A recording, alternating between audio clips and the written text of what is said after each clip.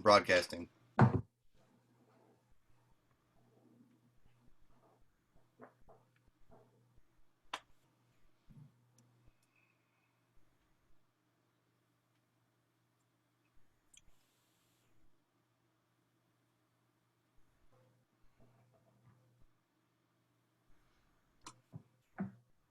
All right. We're just going to wait for everyone to arrive. Everyone is on camera right now.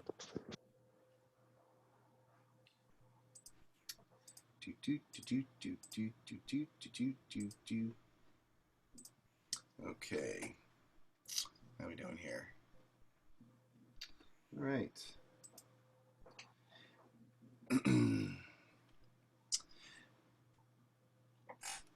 Hey, everybody who is joining us, who's watching from afar, thank you very much. We're going to wait for a moment just for to make sure that everyone shows up before we get started, so no one misses all these juicy tidbits on improv and performing that are going to be divvied out here in just a few moments. So please be sure to put your introduce yourself, say hello in the chat, just so we know who's here.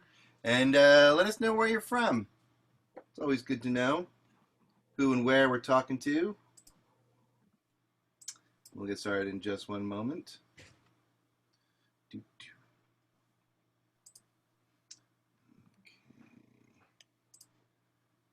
Bring you down. Let's bring you down.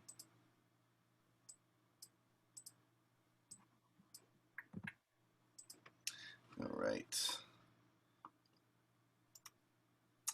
Okay. Get some people in the chat here. Awesome. We got a young girl named Kristen, and we got Ashleen joining us. We got Dana joining us. This is lovely. Welcome, welcome. All right, let's see what we got here. Awesome. All right, well, you know what? Let's get started. Let me turn that off here. So, welcome everybody to Philadelphia School of Improv's first instructor panel. My name is Don Montre. I'm the executive director here at CSE Philadelphia, which is the parent organization for Philadelphia School of Improv, or PSI, as we like to call it.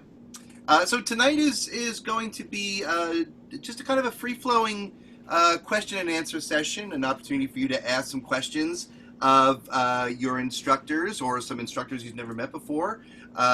They all have varied backgrounds and a lot of experience and a lot of information to share with you. So please be sure to ask your question. Don't be shy. You know, we'll see where this goes. So just put out there whatever you want to put out there. So there's two ways we're going to do this. You can certainly use the chat if you'd like, but if you have specific questions, what I would ask you to do is actually, excuse me, is actually use the little Q&A function at the bottom of your screen there. It should be the on the in the center on the far right. You can just click that, and you can just start asking your questions. You can put them there whenever they come to you. You don't need to wait for a specific opportunity. Part of my job is I will monitor those questions, and then I will propose them to the instructors as we go through. I will certainly do my part to also look into the chat as well, if that's where you would like to put some information. We may also ask you to respond to some questions we have in the chat there. So what I'm going to do now is I'm going to welcome everybody here to the screen. I'm going to ask the instructors to just introduce themselves and tell us all how long they've been doing improv and how long they've been a teacher. So Kev, I'm going to start with you. I've been in comedy sports since 2011, and I've been teaching since 2014. Thank you, Kevin Reagan. Sure. Noah. Hi, everybody. I've been in the company playing comedy sports since 2009, and I began teaching in 2012. Excellent. Very, very good. Sarah. Hi, everybody. I've been teaching theater since 2003. I joined the company in 2015. I've been teaching with PSI since 2017. And I've just recently started the youth education wing of our Philadelphia School of Improv. Yes, very exciting. Awesome. Erica. Yeah, so I've been doing improv since 2000. So for about 20 years, I started teaching in 2005, and then I've been with the company since 2018. Excellent. And Kelly Jennings. Yeah, I started with comedy sports in 1992. I started teaching comedy sports improv in 93, and I've been doing all sorts of assorted theater and other improv teaching probably since 94. Awesome. Very good. Thank you all. And I'll also, say that I have been known to be an instructor sometimes as well. I've been with the organization since 2002, and I have been teaching, I think, on and off for the past, I don't know, 2 years, 3 years? I don't remember. That's okay. I'm moderator, not acting as an instructor. You all have very varied backgrounds. I'm going to start the questions here, and then we'll let people start asking their own questions. So you all have very varied backgrounds. I know Noah and Kelly both have theatrical backgrounds. I know Sarah actually does as well, more of a director than a performer. Correct, Sarah? Sure. Okay. Little of both. Little of both. I've seen her perform in theater. That's true. Kevin has actually attended a show that I was in. And I went to talk to him afterwards. So what is it, and Erica, is your background also in theater, or did you come straight into improv? Yeah, I did a little bit of French theater before I did comedy. Okay, awesome. So, what was it about, with all this theatrical background that you all have, what was it specifically about the art of improvisation that got its hooks into you as a performer? And then I'll follow up after that. So I'll start with you, Erica. So what got improv's hooks into me is I was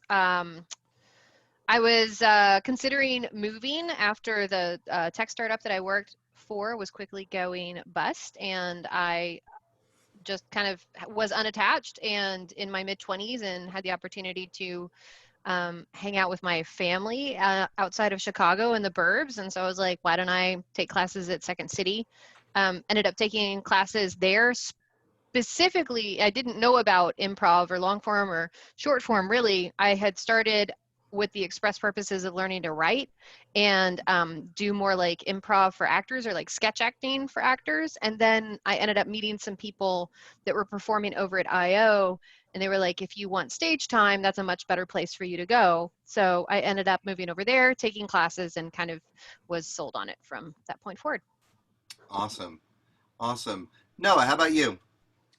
Yeah, so I've taken theater classes ever since I was a kid. So the kinds of kids that we see come through Sarah's comedy sports camp, and the kinds of kids who come to our early shows and say, I want to be in comedy sports. I was that kid.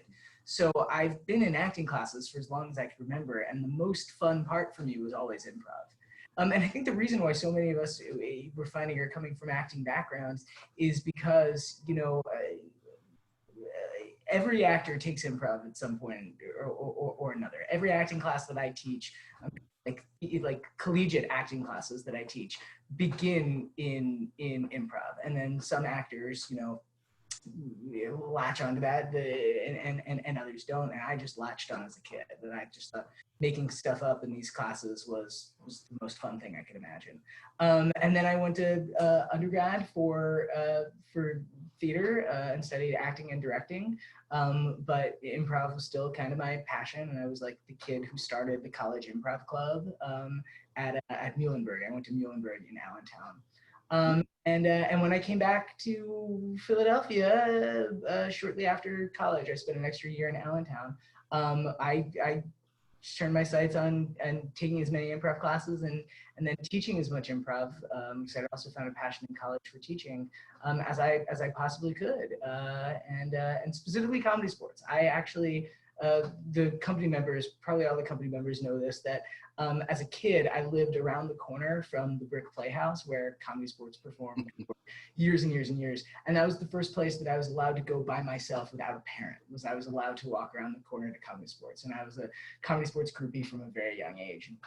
I remember taking an improv class again as a kid with Jadico at the Walnut and asking him how old I had to be to join Comedy Sports. And he was like, "No, kid, shut up." Shut up, kid. I'll talk to you in 10 That's years. right. Talk to me in 20 years. When you're my peer. But yeah, improv bug from a very early age. So Kristen wants to know what your improv club was called. Say anything. I Say formed, anything? Yeah, say anything was the name. And the first flyer that we made was me, my head superimposed on John Cusack's body, doing this. So I still have it somewhere. If anybody wants to see my head superimposed on John Cusack's body, I could probably make that happen. That's awesome. Kristen needs to see that. Cool. All right. So, let's kind of get into it right now. And I'll pose this question to you, Kelly. There's two different forms of improv, short form and long form. And then some people say, no, it's just all improv. What's your thoughts? I tend to agree with them. To me, it's just a form of theater. It's a style of theater like saying Shakespeare or classical or musical. It's a style of performance. Each style has its own rules, obviously, that makes it a unique form. But as Noah said, as an actor, I come at it as a performance tool. So to me, it's just a style of performing, and whatever style is just regulated to fit a particular time slot, honestly. Yeah. I get really frustrated with the long form, short form battle, and especially the longer or the more popular long form has become over recent years, and all of the names of the forms. And someone will come up to me and is like, "Do you do, a double flip hopscotch? What is that?" It's like, in terms of like, "Oh, you mean 3 scenes in a monologue and 3 scenes?" Like, yeah, I can do that. Why do we have to have fancy names for it? That's where I come from. Cool. Now, Erica, you do also, your background, you've done IO, which is Improv Olympic, for those who don't know, which is a long form a company, and you've done Comedy Sports, and you also had your own theater in Austin. So where are you in that conversation?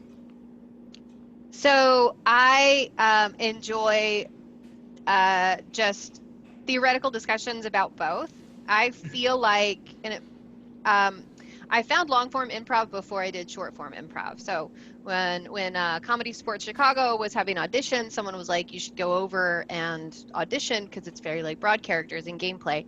And it was awesome because I met some amazing people, and it really leveled up my long form play because it crystallizes the idea of I think kind of that UCB school of thought where you're finding the game, but it actually gives you concrete tools. So I think depending upon the type of thinker you are, when you approach an improv scene. Some people are very like free jazz, theoretical, it's going to come to me as it comes to me, and other people are mathematicians.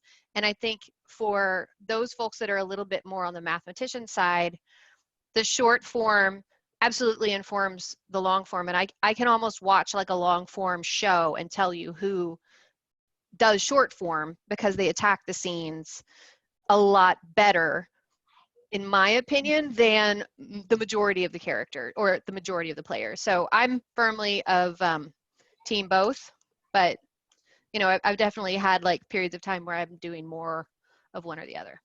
Gotcha. So, Ashleen has a question. I'll put this to Kevin. Do you ever get first day jitters when a new class starts?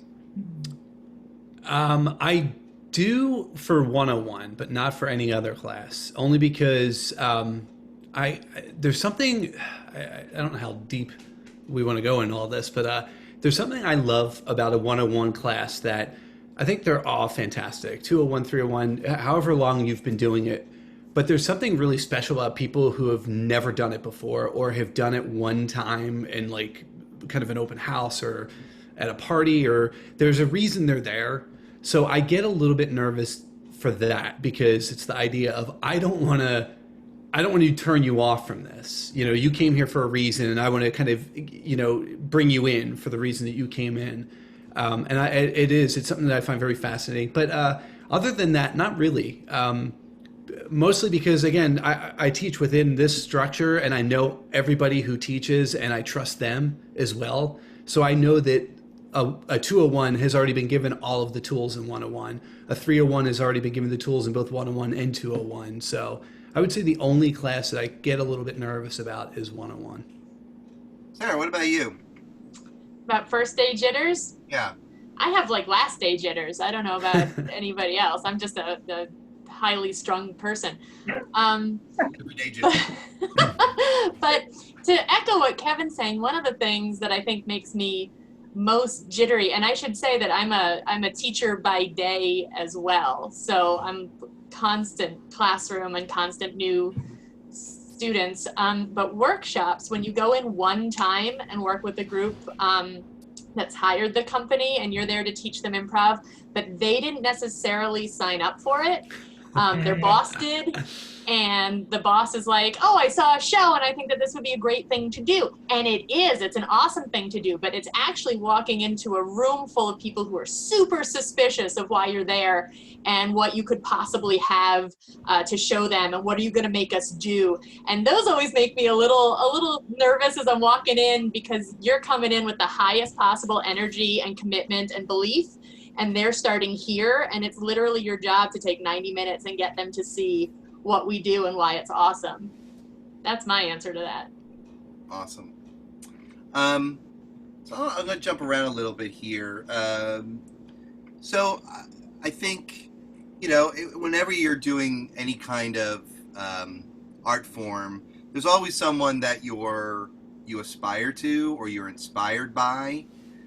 Some kind of artist. It could be someone that everybody knows. It could be someone that just you know.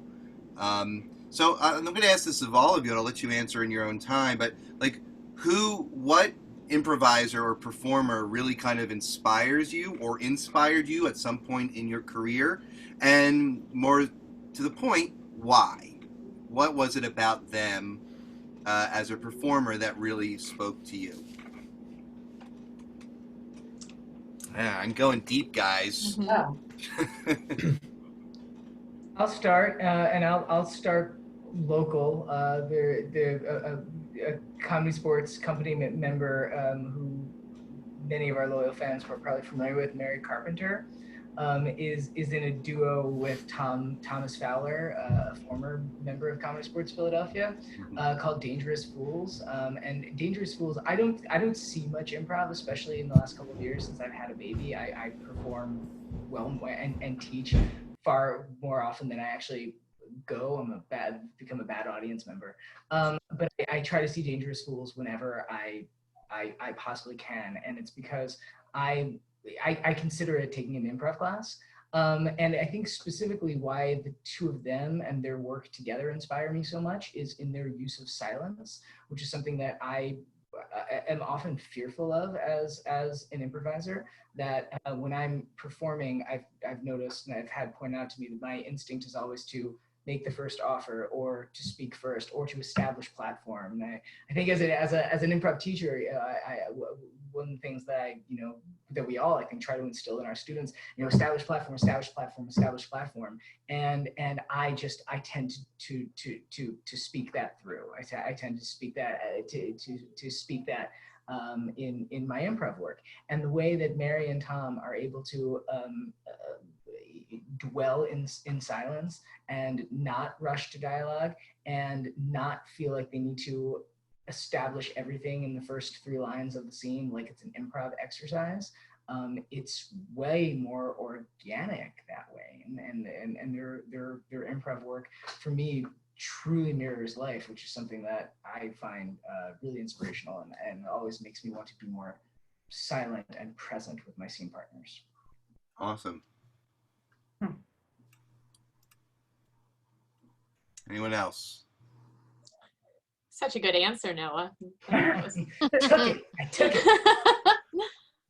I'm going to be really kind of, well, I was going to be kind of arrogant and say, you know what, like, I don't know, because improv wasn't a big thing in the early 90s, so I didn't have like a improviser that I was like, ooh, they really inspire me.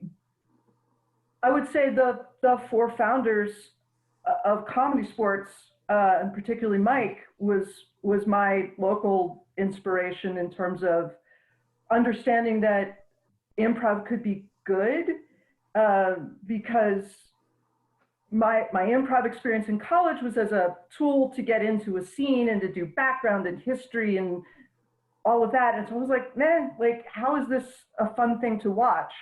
And the college team that was there was dreadful. So I didn't have a high opinion of improv when I started doing it.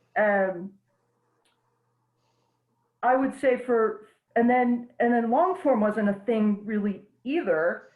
And our company member, Michael Jeffrey Cohen, had just relocated from Chicago and brought long form to Philly. And so I got the opportunity to play with Thomas and some of our other Comedy Sports people. And so honestly, like, I've always looked to whoever I'm playing with as the person I'm looking up to. And then pulling out of myself, like, what I want to be. Like, I'm like, okay, I'm at this level, I want to get to here. Or I do this thing, I wonder if I can do this thing over here. And setting challenges for myself. And like, once I feel comfortable with one thing, then say like, great, I'm going to try this. And feeling okay of like, yeah, that's not a thing I can do. Like, and starting to understand like what my skill sets are. So I look to myself and my peers as opposed to like, I want to be like somebody else. Awesome. What a great question. I think that's a really good question for improvisers to hear as well, is to, trust yourself and look to yourself and, find the inspiration in yourself as well. It's not all external. Anyone else?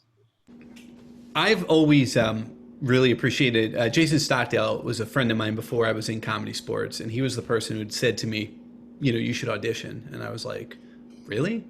And, but just the joy with which Jason would always play, I was always inspired by that, just to watch him and the joy that would come out of him when he played, even if he played a negative character or a character that was like nefarious or something, there was such a joyousness that I would sit there and appreciate that.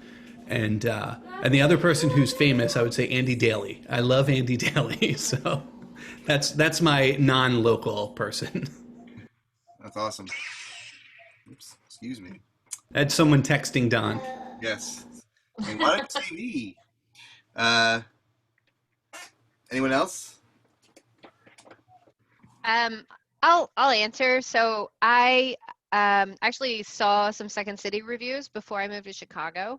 And in one of them, Stephanie Weir, who later appeared on Mad TV seasons like 2000 through 2005, was part of the main stage cast. And she's also from Texas. I'm from Texas. And she did a monologue of a waitress at a diner who switched all of the overbearing townie ladies' requests for fat-free ranch with full fat ranch. And that was her whole character basis. And she was just so petty and took such delight in that kind of like small piece of getting power back. I later had the opportunity to see her do like a 2-person show. She's also been in like I got an opportunity to see Stolen House, which was like a kind of a who's who of the Chicago improv folks doing long form on a set at the Goodman. And it was she's just so amazing. Like every time she brings like some sort of like kind of like burning, it sounds like Jason Stockdale, just like a burning coal of being present in a character to all of her play. And I will drop everything to see her in any place that she appears. She's just one of those people that is so great at executing a character and brings so much that is slightly unexpected, but also enjoyable to anyone who would have the chance to watch her. That's a great choice. Sarah, do you have anything, or do you want me to move on? You can ask me anything, but I've been fangirling on Comedy Sports Philadelphia since 1998, so you're all my heroes. Even Noah, who was a baby. Wow, 98. Right? Noah, for real, Yeah, you said you probably gave me my first encouraging Comedy Sports note when I became a student, because you were in charge of the education program, and we had a little mock-up match, and you came up and said something nice to me, and I thought, well, gosh, the people here are nice. Yay. Well, we instructors are just doing our jobs. That's awesome. Yeah, I was the education director from 2012 to 14. And I guess, when did you start taking classes, Sarah? I think 2012. Okay, great. Yeah. I apologize for people watching. For some reason, the Zoom keeps kind of jumping between gallery and speaker view. So I'm going to try and keep it just on the speaker view right now. So you'll just see one person talking at a time, but we'll see if we can kind of get it fixed. So here's a really great question from Dana. What is your, and you can answer whichever one you want, but what is your favorite and least favorite game to teach and play? And why? You're all teachers, so we want to get the why. So however, you can just answer a piece of that if you want. If you happen to know all of it, then please share. But, you know, what are some of your favorite and least favorite games to teach and or play? My favorite game to teach is What Are You Doing? And I think in part it's so inclusive. You get everybody up. I don't teach it, and I think probably a lot of us introduce What Are You Doing not the way we play it in Comedy Sports, but as a group activity where everyone kind of lines up and you just kind of go down the line. What are you doing? Then the next person does the activity, and then the next person on the line says, what are you doing? So it's inclusive. Also, I think many of us, when we teach 101, if it's not the first actual Comedy Sports game that we teach, it's among the first actual Comedy Sports games that we teach. So to piggyback on what Kevin was saying about the joys or anxieties of a 101 class, a 101 class is really special. And a lot of them, especially if they come to us from enjoying the matches, from being Comedy Sports fans, and then like, I might as well take a class. I find that a lot of the times they get so excited about seeing games that playing games that they've seen. And What Are You Doing as among the first games. That's great. It's not a scene game, but I always teach it and encourage everyone to think of the activity that they're given when they say, what are you doing? And their partner gives them an activity that they then have to interpret as their own little one-person scene, which I think it's a great way to spotlight everybody individually. So I'm getting to know the students, and the students are getting an opportunity to be featured, but they're not standing up there by themselves and they're not having to do a scene. So I just love What Are You Doing? I don't think we played enough. Down with Try That On for Size. Gauntlet thrown. Anyone else? My least favorite game is not something I think that we teach as part of Philadelphia School of Improv, but some of you may have heard it before. Has anybody heard of the game called Park Bench? Ever? This is, to me, the epitome of bad improv teaching to middle school students, and all of my students come up and want to play Park Bench, which the general concept is you sit a kid on a bench and you say, don't leave the scene no matter what, and then you tell the rest of the kids, apparently, come in and try to like disturb them. Oh, Dana's saying that she learned it called Freak on a Bench, which is already politically incorrect and terrible. But there are a lot of people teaching kids these games without teaching the fundamental concept of why you're doing it. There's something to be said for a scene where somebody's going to make you uncomfortable and the two of you have to negotiate the space, not in an awkward way, but like before you exit the scene, you have to have a motivation to exit the scene. There had to be a reason why. But all it is with younger kids is gross out humor and disturbing things. And then they all come to my high school and they want to play it. And I refuse because they haven't learned it properly. They just learned it as like being gross to each other, which to me is like the antithesis of what, you know, we're doing. That's really funny you mentioned that, Sarah, because I was doing an online session for a Girl Scout troop, and I introduced the idea of doing hitchhiker, which is a more like kind of peas in a pod exercise that I find younger students and new students really love. And they were like, is this Park Bench? And I was like, what is Park Bench? And when they described it to me, I had to be just like, okay, yeah, we're not doing that one today. Not a thing. Right. Anyway, that's so interesting that it's like proliferated amongst I don't know school. where it is, but somewhere it's in people's toolkits, and it's literally the opposite of what good improv instruction is. Yeah. Wow. I think a lot of teachers play improv games to kill time, and they're not improv teachers, and then they just let the kids run amok. So I do find that there is a sense of kids who are trained improperly, that like improv is just being gross or running amok. So yeah, that is a hurdle with some like teen improv classes that I've taught for sure. That's all, yeah. Oh, just bad theater class. Like what? I'm sitting here shocked and nonplussed. Like, Well, Kelly, you what is did. happening? You actually led something once at one of our practices that was essentially Park Bench, but you did like King on the Throne, but yours had motivation and purpose Right. It's and connection with the characters. right. It's an intention exercise. Correct. Right. So for those who may not know, it's like King on the Throne has to be dethroned. And the purpose of the exercise is to teach about having an intention and for the other character to negotiate an obstacle, right? So you're looking at intention, tactics, and obstacles. You want something, they want something. They want to stay in the chair, you want to get them out of the chair, and how are you going to do that? And so, I generally explain that, like, that's the thing that's happening. It's appalling that wouldn't happen. I'm sad. Right? Cool. Anyone else have any comments on that? I love Four Corners for like adults teaching short form games. I think Four Corners is both a great way to teach the fundamentals of jumping into a character choice quickly, like making a choice right up top. It teaches you kind of pacing, and then it also teaches you like time jumps so that you can kind of understand as you rotate back into, or switch left, switch right. It's also called that in certain circles. But I think that one hands down is probably my favorite.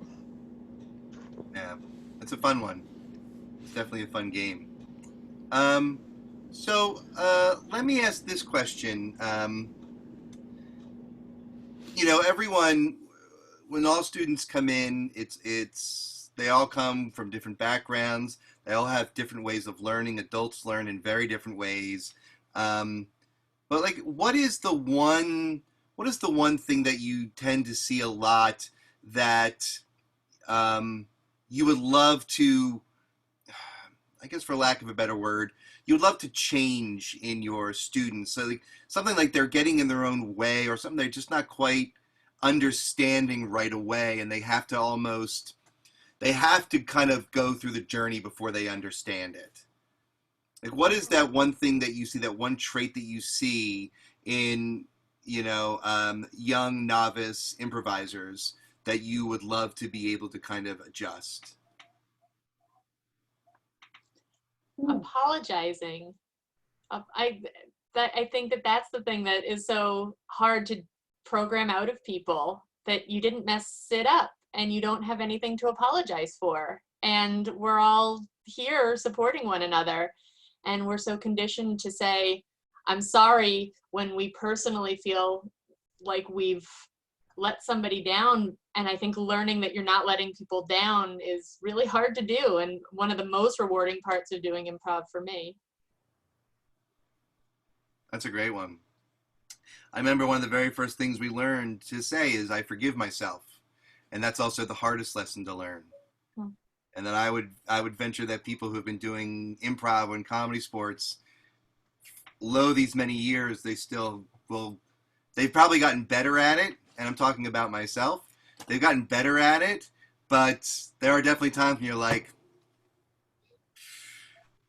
and you just pile it on yourself.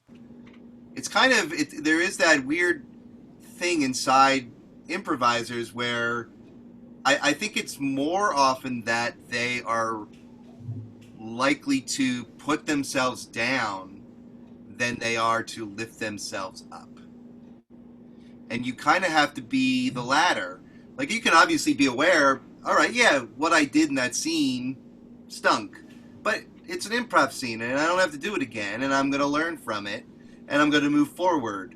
But how often are we like, you hang on to that one line you didn't say, or that one line you did say, and, instead of taking the and positive. I think amongst company members, I think amongst the players, that comes from a sense of, at least personally, of like perfectionism. Like, I think that scene could have been better.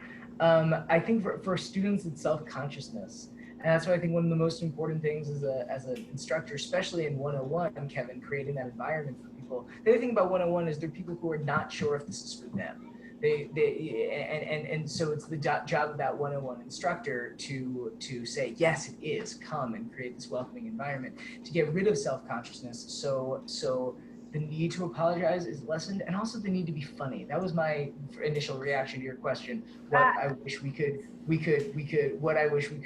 enforce out of students better is the need to be funny. That's not what this is. But no, that's why they're here, right? Right, exactly. Here because they want to be funny. Because they're funny. They want to learn to be funny, or Right, but to learn to be funny, that's not the right question. That's not the right pursuit. Like, so again, I don't know, maybe I'm just like being like self-important actor here, like the key is to not, everybody thinks they have to put on something, right? So like, my job to like put on a character and be funny and be the whatever, and that's not it. Like, it's the soul of comedy is exposing, right? So it's taking off all of the other stuff and and even just your day-to-day life. We all walk around with like a certain character, right? Like, who you are with your family is not who you are with your friends or who you are at work.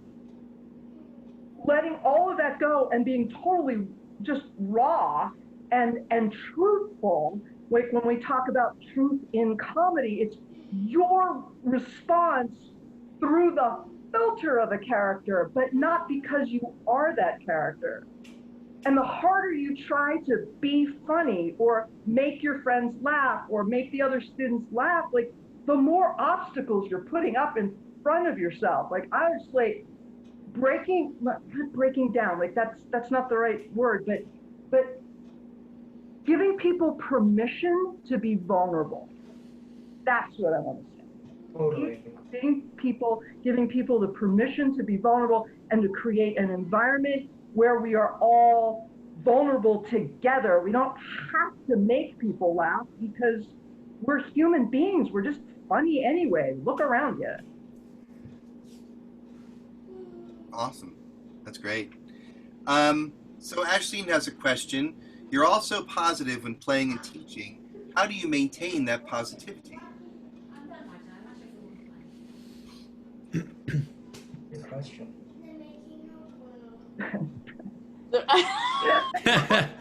Do we? Right. We do. I mean, Yeah. I know I can certainly speak for myself. Just in when I've taught, is I enjoy doing it. Like I enjoy taking what I've learned, what I know, and imparting that to people who want to know that, who are interested. And I find that to be enjoyable, that sharing of knowledge, and then watching them glean that information, and then so for me the positivity comes from the act of sharing and of instructing, and then seeing it pay off down the road. So that's kind of where mine comes from. I mean, we all have bad days, and we all we just want to go home and just put in our pajamas and stuff like that. But I think we also have to rise to the occasion of being teachers and meeting our students and fulfilling that contract with them. So that's another way to do it. Is Well, and there's also to that point, Don, I mean, there are lots and lots of different types of improvisers, and there are lots of people who are brilliant improvisers but not great at teaching it. Teaching and improvising are kind of two different things, and you have to have both skill sets to be able to do it. And I would say that there are a lot of negative improvisers in the world, and what I love about comedy sports is that the entire ethos is positive, and the entire education system is scaffolded on positivity and a belief in what we do, and a belief in a more transcendent power of improv than just, we'll give you 10 minutes of stage time at the end of the class, like some other people peddle. I mean, ours is really kind of life transformative. I mean, maybe I'm gushing too much, but I believe in it very much. So I think that my wellspring of positivity is a fundamental belief in what I'm doing and where this fits into a much larger life-changing scope and sequence of things. Sarah, I definitely, and Kelly's nodding head affirms that. But I actually think you nailed it, and I think your answer is I think sharper than mine, in that it comes from the ethos of this organization, this group of theaters that do comedy sports, and that all comes from the founder, Dick Chudnow. But everyone that you talk to in the CSZ worldwide, they all are extremely positive, welcoming people. I mean, to a player. And you go to a manager's meeting, and it is just, all brimming positivity. I mean, everyone's got their problems, everyone's got their issues and stuff like that, but they are all coming from a good place, and they are all trying to do the positive thing. And I think that has made its way into all the cities, and it made its way to Philadelphia, and that's kind of why we are the way we are. I kind of feel like as improvisers, like that whole mindset of like yes and like a problem solving solutions, like we can have two entirely different opinions or ideas about something. When you get two people with a really solid fundamental training in like yes and, it's like, all right, like I'm open to hearing what you have to say. There's going to be a piece of that I can agree with, and we start to build off of that. Like, to me, like that's the core of that positivity. It's like, we'll find a solution. Like we both know there's one in there somewhere. It's also probably why so many of our comedy sport, our School of Improv students go through the 101, 201, 301, 401 educational structure. Like a lot of, I don't know the numbers, Don and Emily, our current education director, probably does. but I would really venture to guess a lot of our 101 students go on through 401, and that's why we have such a thriving minor league right now. Like, I don't know if people know, but the Comedy Sports Rec League and the Comedy Sports Minor League were both created because we have all of these students, or specifically the Rec League was created because we have all of these students who have been through our education system and wanted more comedy sports and wanted more opportunities to study improv in an environment that fostered such joy, and that created the Rec League. Yeah, it's true. That was one of the things I remember having that conversation with Kristen when she was education director, and with Emily, is that our students they want to play comedy sports, right? Like they do want to learn improv, and we have the long form track, which is great, and but when the people kind of lock into comedy sports, that's kind of their goal, is that they just want to do it. They want to play it because they love playing it so much. And I think it's amazing. And first of all, it's amazing that such a thing exists. It's amazing that we're fortunate enough to be the purveyors of that here in Philadelphia, and that we can provide that to people who find it and then want to be part of it, which I think is great. We have about 11 minutes. Sorry to shift gears, so from fifth to first. So we still have time, but I just want to kind of let everyone know. So if you have any other questions, of folks who are watching, if you have questions, please keep sending them all in. So here's a good question, kind of like a nuts and bolts type of question. How do you get out of argument scenes, right? How many times does a scene just devolve into an argument really, really quick, and maybe you just don't want it to be, or it's been your fifth one this game? How do you get out of that?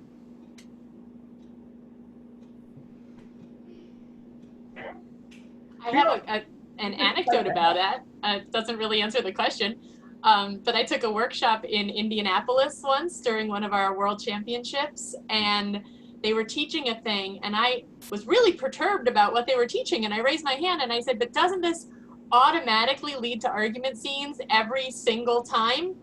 And I had my little name badge on, and the guy goes, maybe in Philadelphia. And everybody lost it. And I was like, oh my God, because it just in my head, I think we were hardwired. I was like, people would just start arguing and counter arguing, and they'd never get out of it. And he was like, nope, that's not how we do things in Indianapolis.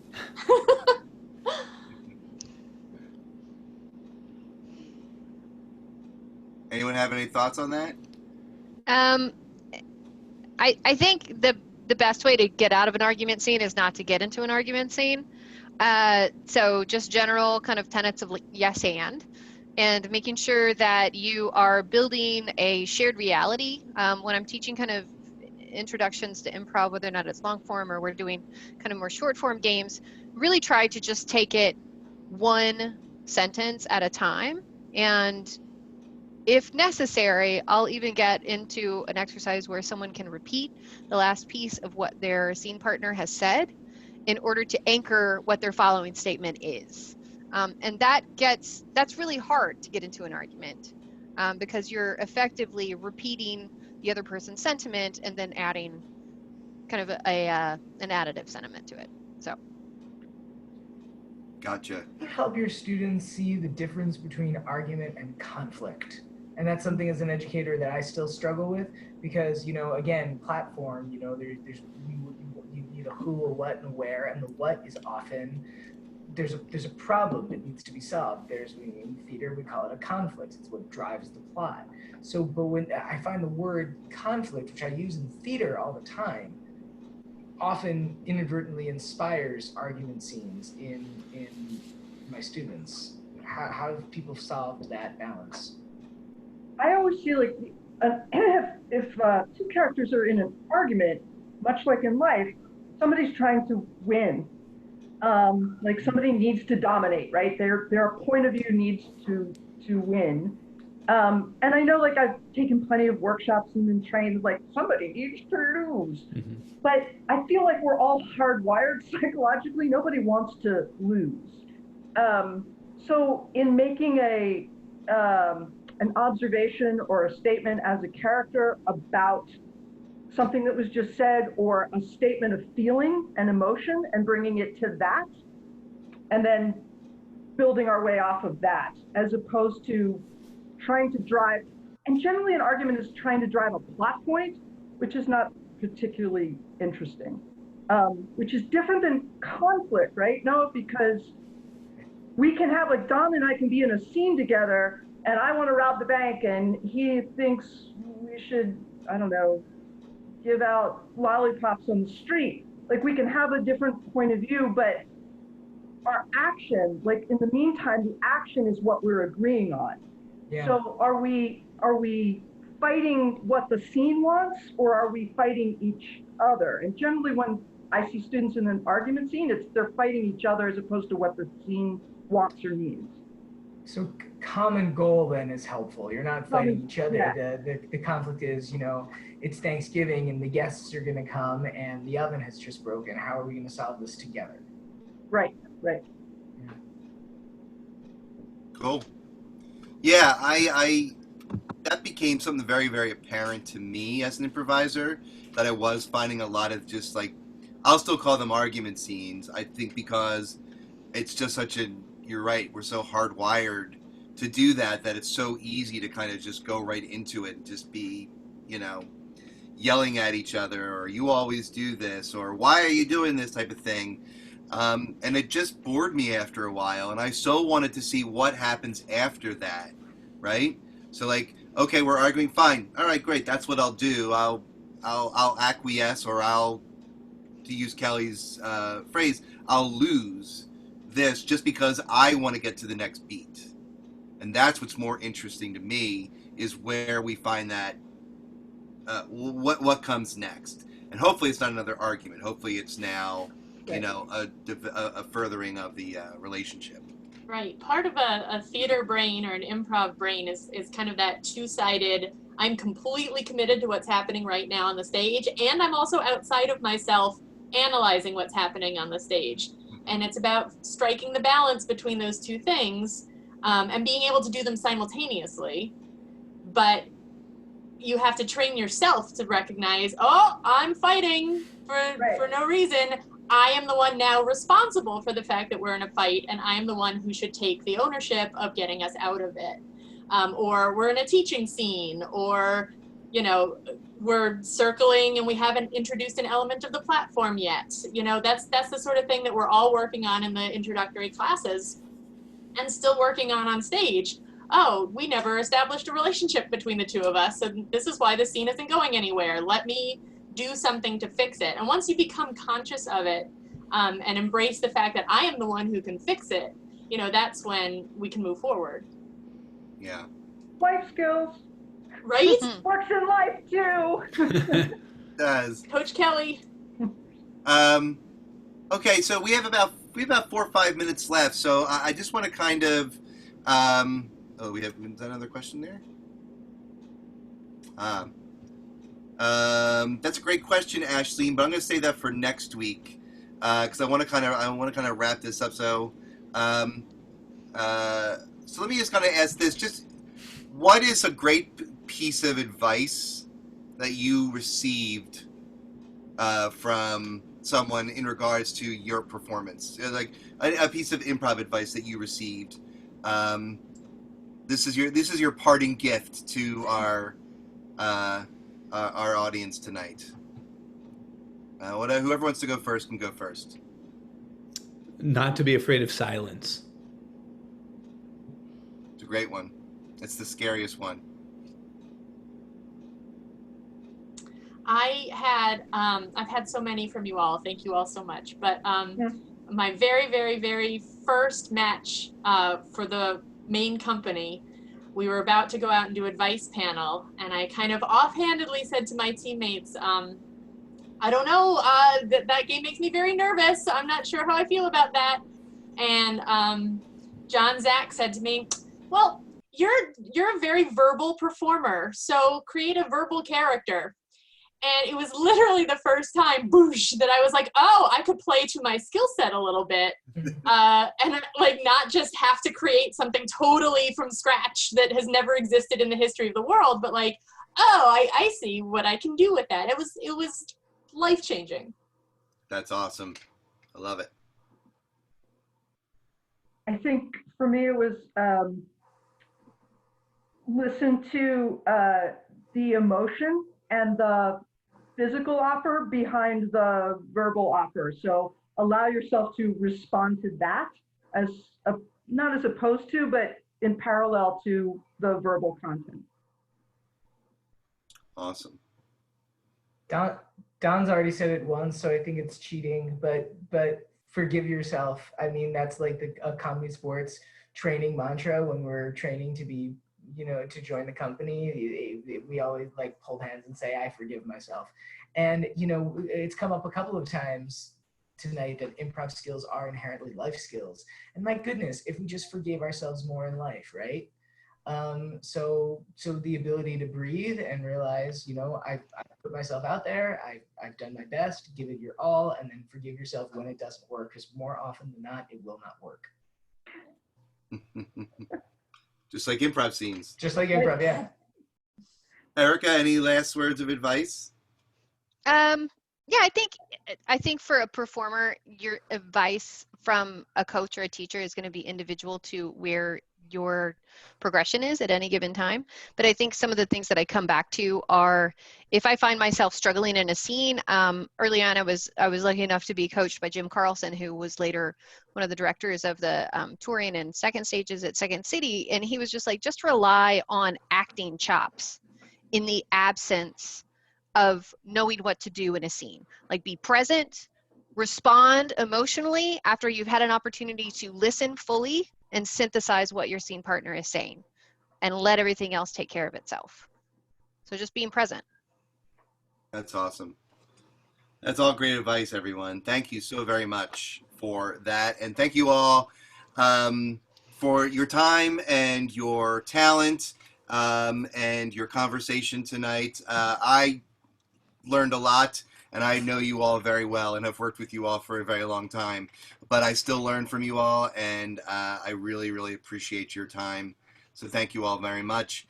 And for everyone else who is watching, I just want to say thank you all very much for joining us tonight. I hope you all learned something new or had something that you were thinking about reinforced.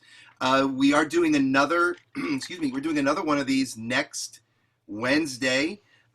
Same time, 7:30, and it is still 100% free. So please, it's going to be a bunch of new instructors as well. So even if we ask the same questions, it's all potentially going to be different answers. So please be sure to come on back. And if you're interested in taking any of our online classes, they are online right now.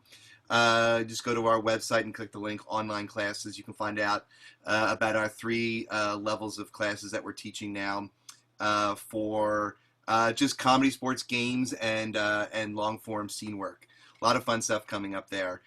So on behalf of Comedy Sports, CSE Philadelphia, and the Philadelphia School of Improv, thank you all very much. You have a good night. Stay safe, stay home, and wash your hands. Good night. Good night.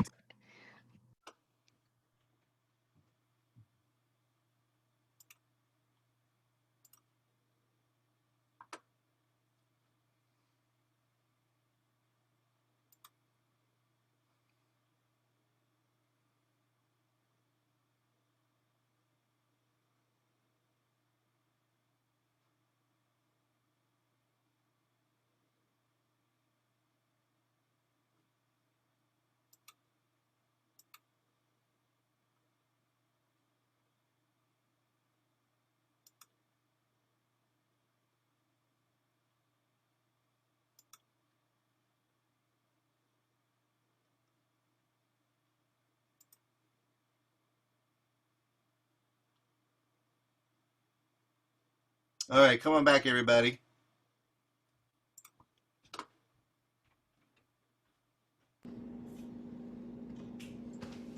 You are still recording this, right? Yep. Okay. So don't say anything incriminating. I was just about to just say Oh. everything.